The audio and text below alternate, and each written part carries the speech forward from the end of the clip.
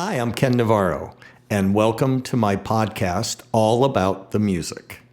Today, we're going to do episode number 2 of the latest series of podcasts that I'm doing. These are all podcasts that are going to cover how I'm going about composing and recording the music for what will be my next album, my 28th album. It's set for release in early 2025, and I thought it would be interesting and a fun thing to do for you and me to look at how I go about this process and share some of the process with you as well as some of the early demos of the new music. So last week we did episode 1 where I showed you how I wrote the chorus and got the basic parts put down in my computer recording software for the chorus, or what some people would call the hook of the song. As I mentioned last week, this song has a working title of KN16. I never title my songs until usually very far into the writing process. So today, I'm going to continue with what I did next on this song. Normally, I would try to write a verse next. Once I have a good chorus or a good hook, something I feel strongly about, I try to come up with a verse. Now, everything I came up with at first with this song, I don't know, I just didn't love it. And I got a little frustrated, so I decided to put the writing of the verse onto the back burner for now and think about the introduction. Now, some songs sound best with an introduction that just kind of leads you into the song.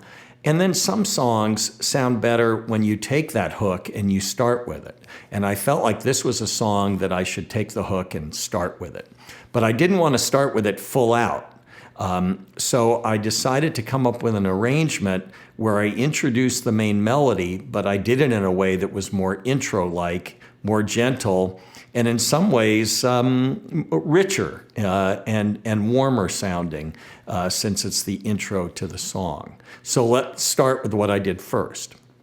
Now, if you listened to episode 1, you heard the melody for the chorus. So I took that melody and I decided it would be interesting to write a 3 or 4 part harmony with 3 or 4 guitar parts playing that melody, but in harmony, kind of like a lead singer with 3 backup singers. So that was what I did first. Let's check that out.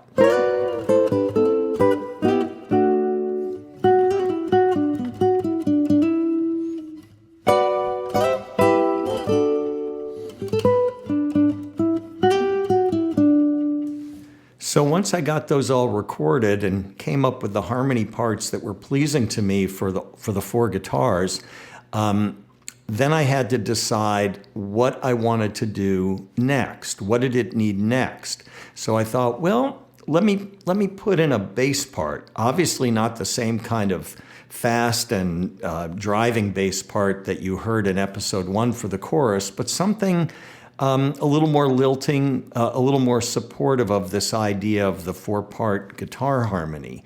And so I came up with this acoustic bass part.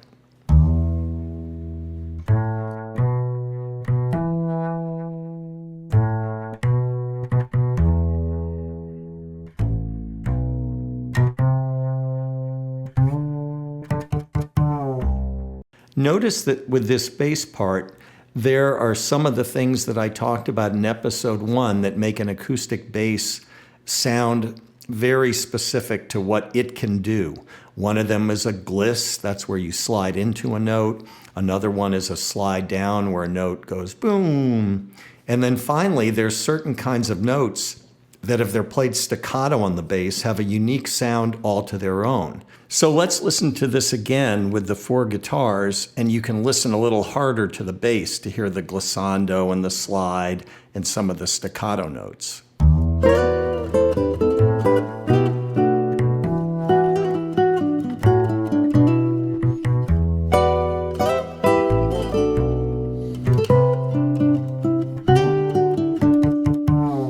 So now I've got the 4-part guitar harmony playing the chorus or the hook theme, and I've got a nice supportive acoustic bass, which gives this a really warm, low underpinning. And then I thought, well, I need those chords. I need some chords here. And again, I used the Wurlitzer electric piano, and I put it on the left. And then I recorded a nylon string fingerstyle part, and I put it on the right. Again, making it fit the general tone of this introduction, leading us into the song.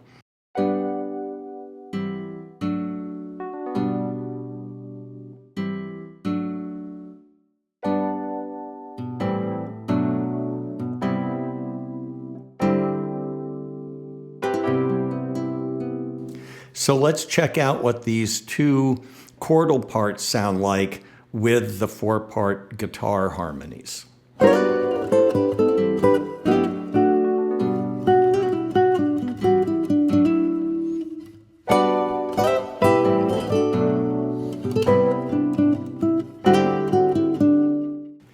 So now it came down to what to do with the drums. Should there be drums in the introduction at all?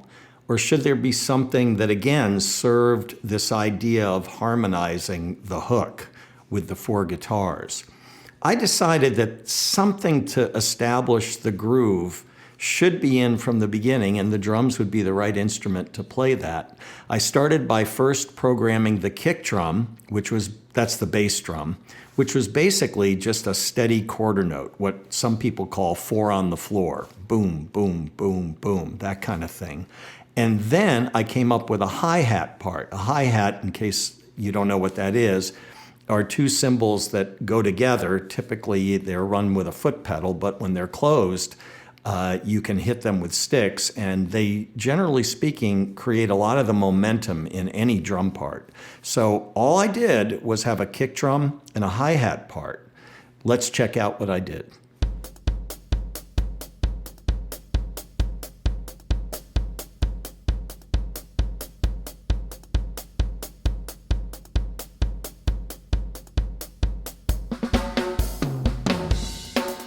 Okay, so you see that drum part. It sounds pretty simple, because it is. By the way, I did add, as you might have noticed, a little snare drum and tom-tom fill at the end, which is going to lead us from the introduction into the verse of the song. So let's check out with the drums, the bass, and the 2 chordal parts, the Wurlitzer electric piano on the left and the nylon string guitar on the right. Let's check out what those things all sound like together.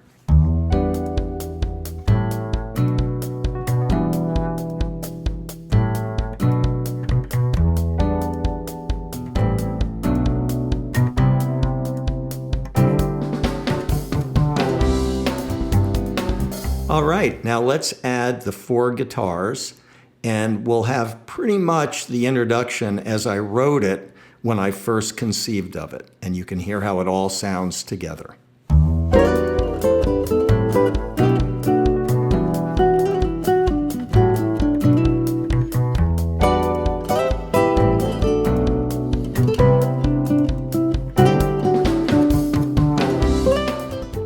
Well, there you have it. That is basically the demo of the introduction. And once I had this introduction, as a composer, I found it easier to imagine what came next, which is going to be the verse. And that's where we'll pick up when we resume with episode 3 next Thursday. All right, everybody, really appreciate you checking out these podcasts. And of course, they're also accompanied with a video podcast that you can see on YouTube or Facebook or Instagram or even on my website. So please stay tuned. Hope you enjoyed this, and I'll see you next Thursday.